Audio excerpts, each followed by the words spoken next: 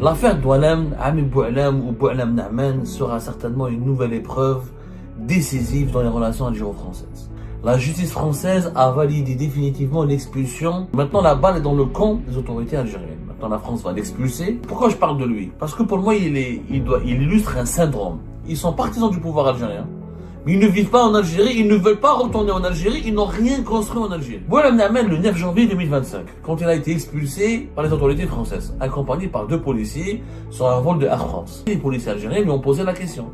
Ils ont dit à Boualem Naaman, écoute, est-ce que toi, tu as envie de rester en Algérie ou tu as envie de retourner en France? Il leur a dit, bah non, moi je veux retourner en France.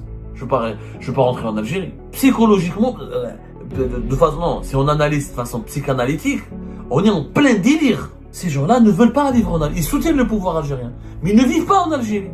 Boualem Naaman, Algérie. Normalement, tu passes ton temps à dire Tahia Ami Tebboune, Tahia Ami Chengriha. Mais Boualem Naaman et les autres n'ont jamais voulu aller vivre à côté de Chengriha et de Tebboune. Ils soutiennent Tebboune et Chengriha, mais ils ne veulent pas vivre à leur côté. C'est quand même une schizophrénie. Il y a quand même quelque chose qui relève de la schizophrénie, oui ou pas? L'affaire Doualem, Ami Boualem ou Boualem Naaman sera certainement une nouvelle épreuve décisive dans les relations algéro-françaises. Va-t-on aller vers davantage de tensions et d'escalade ou va-t-on vers l'apaisement comme le prétend Abdelmadjid Tebboune, le président algérien? La justice française a validé définitivement l'expulsion de celui qui est considéré comme le doyen des influenceurs et des partisans du pouvoir algérien en France. La justice française, le 25 mars 2025, a rejeté son recours pour l'empêcher son expulsion alors qu'il avait été arrêté le 20 mars 2025. Il a été placé dans un centre de rétention administrative en attendant qu'il puisse accomplir ou qu'il puisse demander tous ses recours et toutes les démarches nécessaires afin de contester sa procédure ou la décision de l'expulser vers l'Algérie, une décision qui a été prise par le ministère de l'Intérieur français à travers une commission d'expulsion qui s'appelle la COMEX du département de l'Hérault, la région de Montpellier et ses environs dans laquelle était établi Boualem Naaman. Alors, c'est une décision importante pour l'avenir des relations algéro-françaises. Parce que maintenant, la balle est dans le camp des autorités algériennes. Maintenant, la France va l'expulser. Elle va demander un laissez-passer consulaire. Normalement, elle n'est pas censée demander un laissez-passer consulaire parce que les accords de 1994 affirment clairement que quand un Algérien, il est détenteur d'un passeport algérien, il est reconnu comme Algérien, que son identité ne pose plus problème, la France peut l'expulser sans demander le laissez-passer consulaire. Et Boualem Naaman, il est plus qu'Algérien, il le dit lui-même, c'est un partisan du pouvoir algérien. Il a des centaines et des centaines de vidéos, ça fait 3 ans qu'il milite ouvertement sur les réseaux sociaux, il organise des rassemblements sur le terrain avec le drapeau algérien et ça fait 3 ans qu'il était l'un des agents de propagande du pouvoir algérien à l'étranger. Encore une fois, Ami Boualem n'est pas n'importe qui, c'est un influenceur extrêmement connu, extrêmement populaire auprès des partisans du pouvoir algérien et qui avait une grande influence puisqu'il était utilisé comme une référence à chaque fois qu'il fallait attaquer, diaboliser, insulter, intimider, menacer, discréditer ou diffamer ou injurier ou calomnier les détracteurs du pouvoir algérien. Boualem Naaman, il est père de 2 enfants. Les 2 enfants ont la nationalité française. Il est en France depuis 1988. Haraga, au départ, il était Haraga en France en 1988. Il est venu à l'âge de 23 ans. Aujourd'hui, il a 60 ans, 59 ans, 60 ans plus exactement. Il a été condamné pour plusieurs faits de délinquance. Il a été condamné à 4 reprises entre 1990 et 2005, principalement pour des faits d'infraction à la législation sur les stupéfiants et d'infraction à la législation sur les étrangers. En réalité, il a été emprisonné et condamné pour des trafics de drogue et pour présence en situation irrégulière sur le sol français. Il a été condamné en 2010 pour défaut de permis de conduire. Il a conduit sans permis de conduire. Il a bénéficié d'un titre de séjour en tant que parent d'enfants français. Il est en règle depuis 15 années sur le sol français. Voilà la situation de ce Boualem Naaman. Très complexe à la fois et très clair à la fois. Haraga, grâce à il a fondé une famille en France, grâce à ses enfants qui ont la nationalité française, et il a pu avoir les papiers français. Boualem Naaman, il a vécu toute sa vie en France. C'est intéressant, pourquoi je parle de lui? Parce que pour moi, il illustre un syndrome. Le syndrome d'une maladie qui fait des ravages au sein des partisans du pouvoir algérien. Le pouvoir algérien n'a pas que des détracteurs, il n'a pas que des opposants. Il n'a pas que des personnes qui le détestent ou qui le diabolisent ou qui le discréditent ou qui le considèrent comme illégitime. Il a énormément de partisans, de supporters. Que ce soit en Algérie, y compris à l'étranger. Et peut-être, je n'ai pas fait d'études, de statistiques, je fais des constats empiriques à partir de mon expérience, où je parle avec beaucoup de gens, je fréquente beaucoup de gens, j'analyse énormément, on a beaucoup de sources. Peut-être que les partisans du pouvoir algérien les plus véhéments, les plus engagés, les plus agressifs, sont paradoxalement à l'étranger. On les retrouve paradoxalement plus à l'étranger qu'à l'intérieur du pays. Et c'est ça le maladie dont je vais vous parler aujourd'hui. Ils sont partisans du pouvoir algérien, mais ils ne vivent pas en Algérie, ils ne veulent pas retourner en Algérie, ils n'ont rien construit en Algérie. Boulana même, pendant 3 ans, de 2022 à 2025, il était l'un des influenceurs les plus en vue, les plus populaires et les plus, encore une fois, engagés, les plus agressifs sur les réseaux sociaux contre les opposants algériens et là, les plus grandes défenses parmi les agents de la propagande du pouvoir algérien. Mais il a fait toute sa vie en France. Depuis 88, il est en France. Qu'est-ce qu'il a bâti en Algérie? Quasiment rien. Il n'a pratiquement rien en Algérie. D'ailleurs, il n'a tellement rien que j'ai une anecdote que je vous révèle aujourd'hui sur ce personnage qui illustre encore une fois la complexité, la profondeur complexe, ou la profondeur, plutôt la profondeur de la complexité des supporters du pouvoir algérien, qui ont vraiment, je pense qu'ils sont un peu déstabilisés psychologiquement. Leur psychologie, parce qu'on s'intéresse beaucoup aux opposants, aux acteurs du changement, aux activistes qui sont contre le pouvoir algérien. Mais on parle jamais des supporters du pouvoir algérien. On parle très rarement d'eux. C'est quand on parle d'eux juste pour évoquer leurs dérives, leurs dérapages, leurs menaces, leur comportement répréhensible. Mais on s'intéresse pas assez à leur psychologie. Comment ils réfléchissent psychologiquement? Pourquoi ils sont aussi engagés en faveur du pouvoir algérien? Pourquoi ils sont des supporters indéfectibles? Pourquoi ils lui apportent un soutien indéfectible? Pourquoi ils sont des supporters invétérés? Pourquoi ils sont convaincus que le pouvoir algérien a raison et qu'il faut s'en prendre violemment à tous ses détracteurs? Boualem Namen, le 9 janvier 2025, quand il a été expulsé par les autorités françaises, accompagné par 2 policiers sur un vol de Air France. 2 policiers français. Quand il est arrivé en Algérie, à Alger, bien sûr, son admission a été refusée au territoire français et les policiers, la PAF algérienne, la police aux frontières, a reçu des instructions pour le renvoyer en France.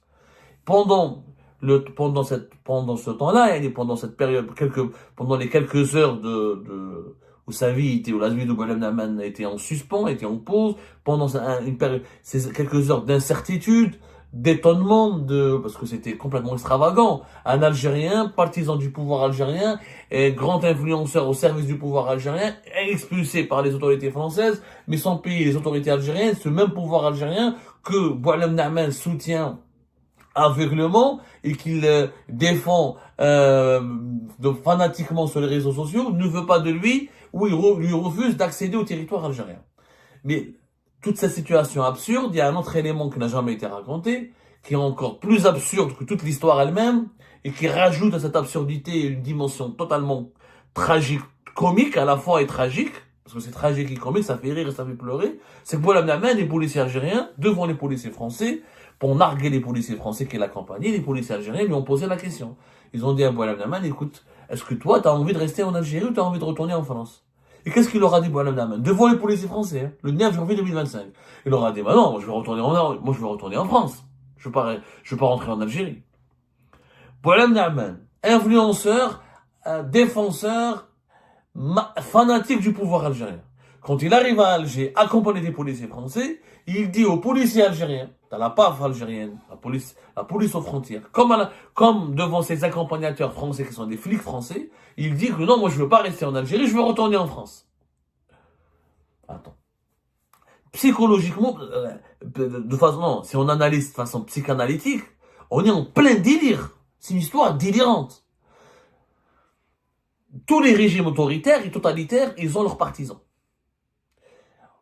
Poutine, il a beaucoup de partisans. Erdogan a beaucoup de partisans. On voit ce qui se passe en ce moment en Turquie, des grandes manifestations après avoir lorsque le régime Erdogan a arrêté, emprisonné le maire d'Istanbul, qui est l'un de ses opposants et parmi une grande menace pour son avenir politique.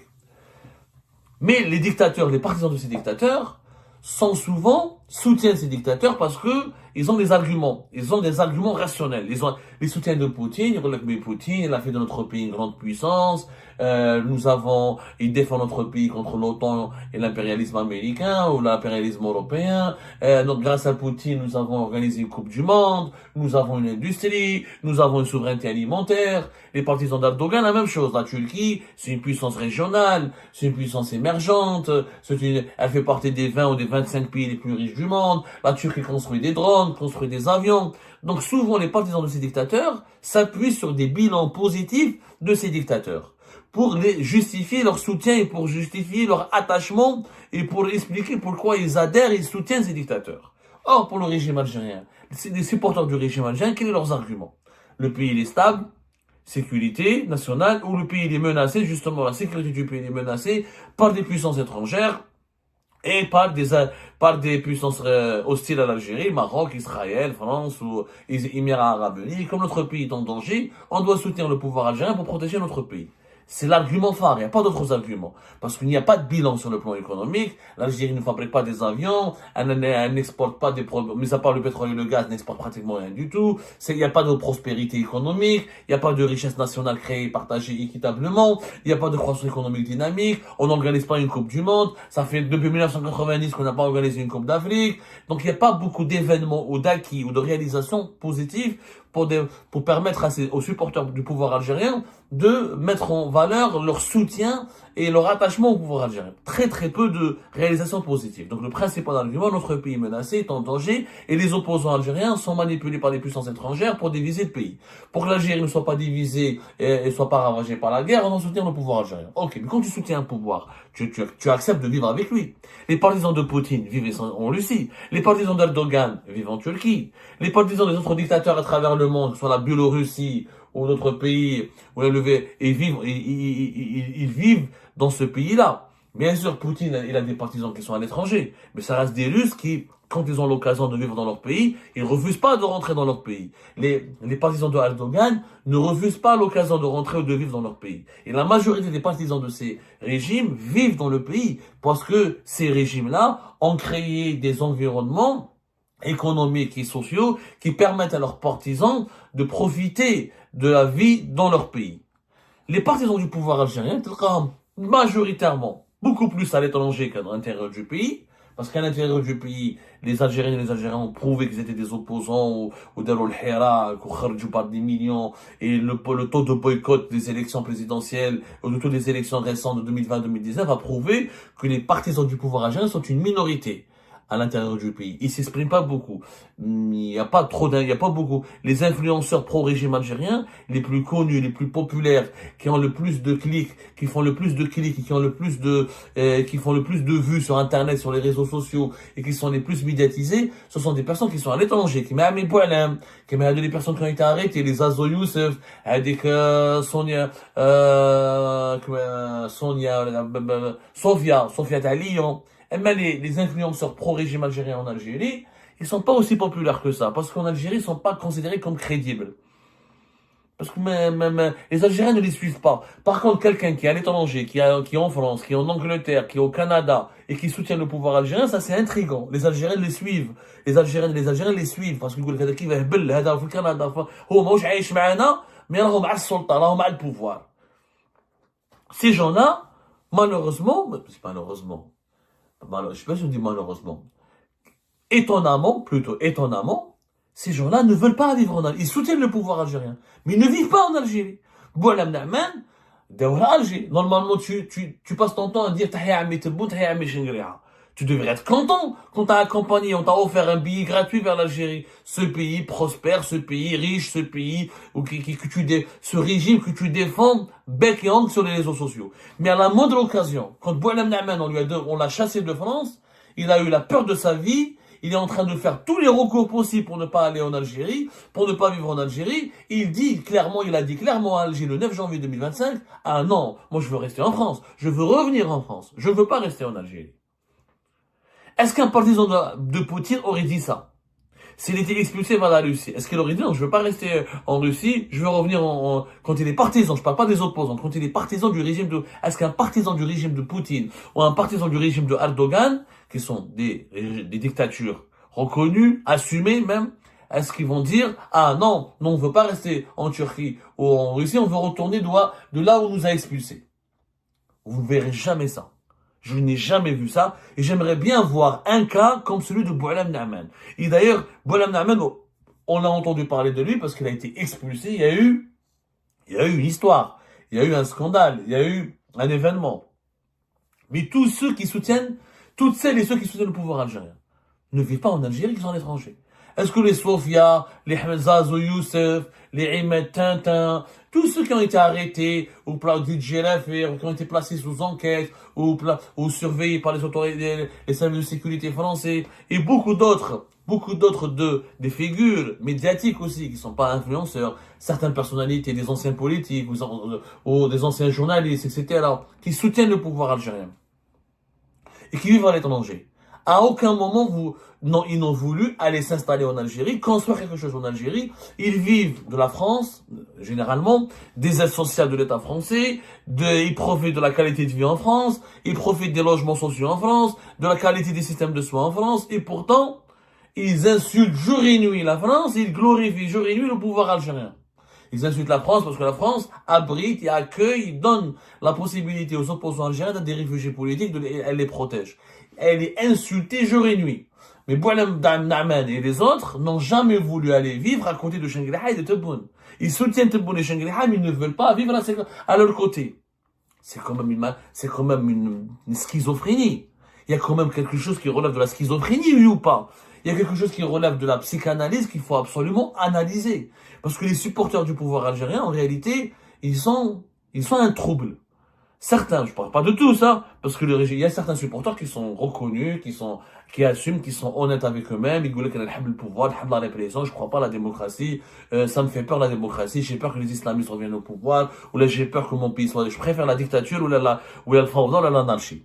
C'est un argument qui a à débattre. Mais la majorité de ces influenceurs connus, des personnes, des défenseurs connus, réputés, populaires du pouvoir algérien, qui vivent à l'étranger, sont et souffrent d'une véritable schizophrénie. Parce que ils ont les moyens de vivre en Algérie, mais à côté de Shangri-La et de Tebboune, mais à aucun moment ils ont voulu. Chef Ahmed Tintin, dont on parle pas assez, dans la région de Grenoble, son procès début du mois de mars, et c'était le mois de mars, c'est ça, fin février, début du mois de mars. Quand il a eu son procès, à côté de Grenoble, il est venu avec son bébé. Il est venu avec son bébé pour que les juges, c'est le 5 mars, pour que les juges aient pitié de lui et ne l'expulsent pas. C'est quelque part, il y a un trouble psychologique. Il y a un trouble psychologique. Il y a un trouble qui relève de la psychologie mentale. Le mental des supporters des régimes algériens souffre d'une certaine maladie, d'un syndrome, qu'on peut appeler le syndrome Ami Boualem.